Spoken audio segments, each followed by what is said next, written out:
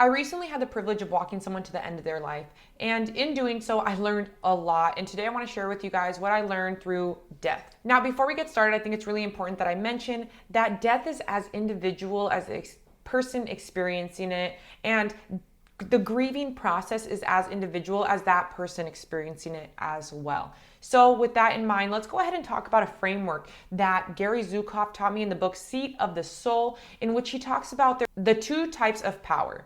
The first type of power is the physical power. Physical power is going to be our physical presence and power on this earth, right? In the earth school, as he calls it. Now, in this physical realm, power looks like ethnicity, race, gender, wealth, status, what you wear, what you drive, etc., right? And then on the other side, we have authentic power, which he defines as essentially the soul. Now this is an important framework to understand as we go through this conversation, because I have really gotten a lot of peace knowing that the soul lives forever. The physical, yes, it dies in this form. However, the spiritual lives on forever, right? Because everything that I learned while he was on his deathbed, everything he taught me throughout his lifetime, everything that was taught, I caught, and everything I caught, I will teach, so on and so forth for millennia and generations to come, which has given me a lot of peace internally about the passing of this person. That being said, just because you understand that there's physical forms and spiritual forms, or authentic power and physical power,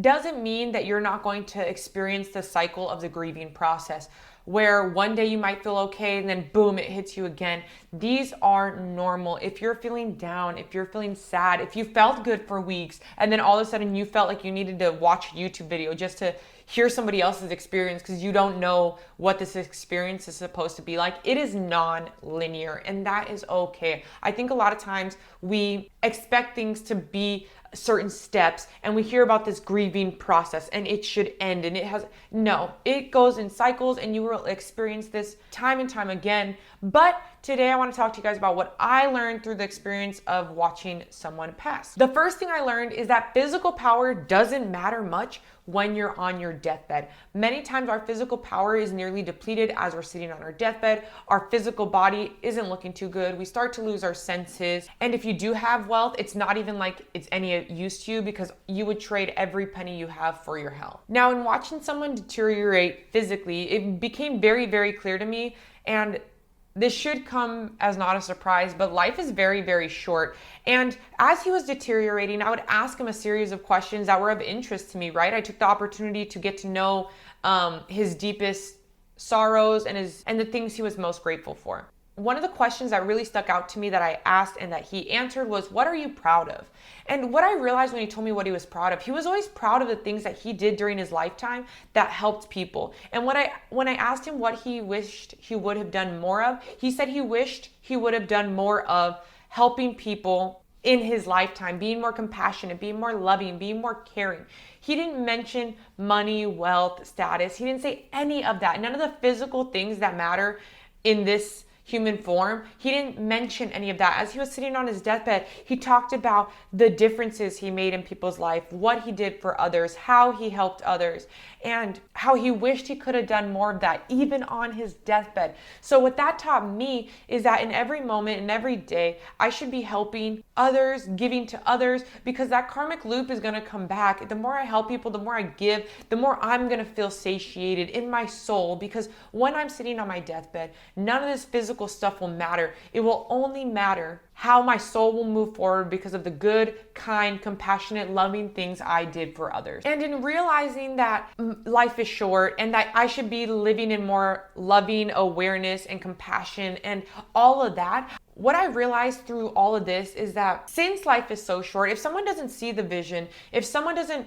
care to support me, if someone thinks I'm cringy or whatever, I really don't care, because I'm living my life.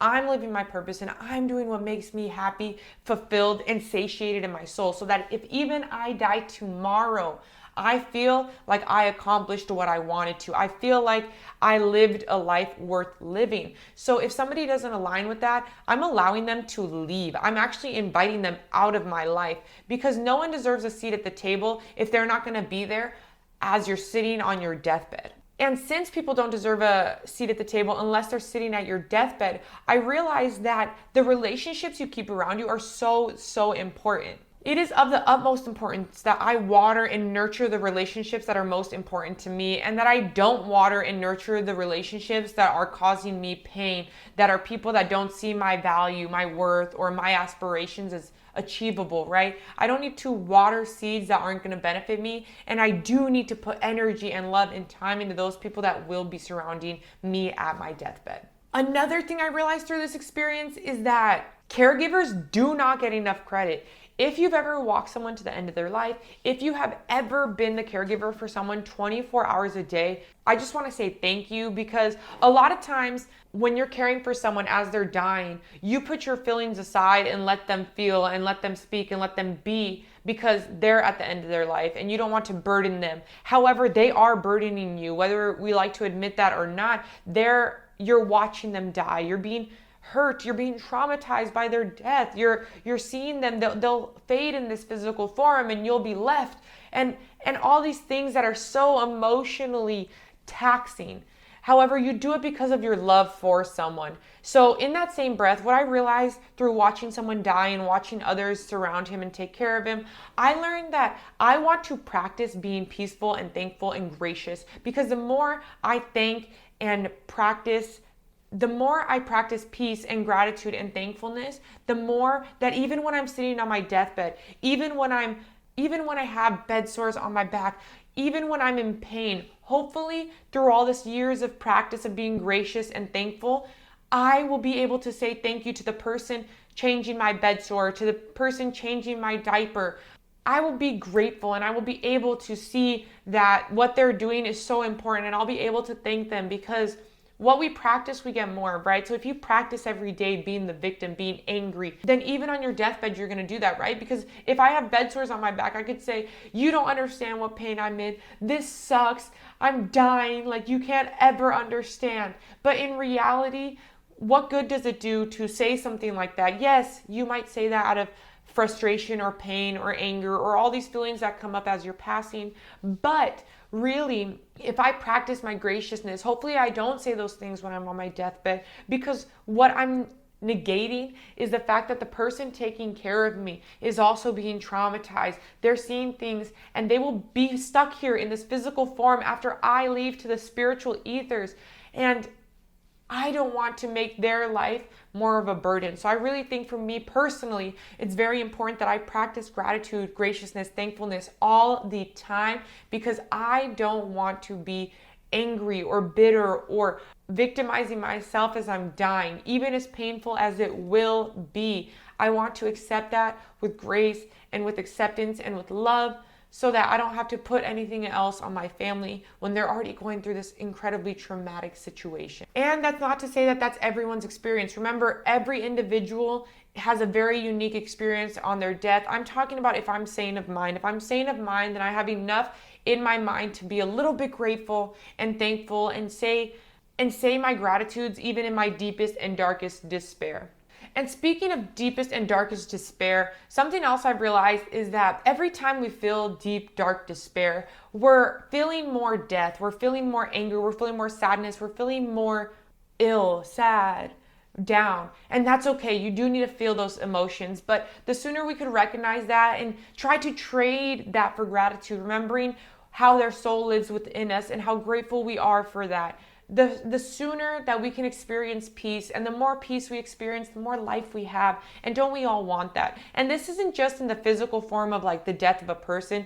I more so mean the death of like holding grudges or being angry. If you're constantly holding on to grudges or constantly holding on to fear or constantly holding on to anger or judgment or all these things, the more you hold on to them, the more you're dying in every moment, the more you're lowering your vibration in every moment. And that's just not conducive to experiencing life to the fullest, right? So just like I choose not to allow people in my life that don't see my light, that don't elevate my vibration, I'm also not going to let feelings that I have make me feel a lower vibration constantly. Not to say that in moments of sorrow and grief you shouldn't feel those. You should feel them deeply and completely. But the more you recognize them, your feelings, talk to them, and then invite them to go peacefully, the more life you will live. And who doesn't want more life? through this gentleman's death, I also realized that every single act you make, every single moment is a chance to live your intention, right? What I learned through this gentleman's life is that if you don't have an intention, you may very well be living someone else's intention.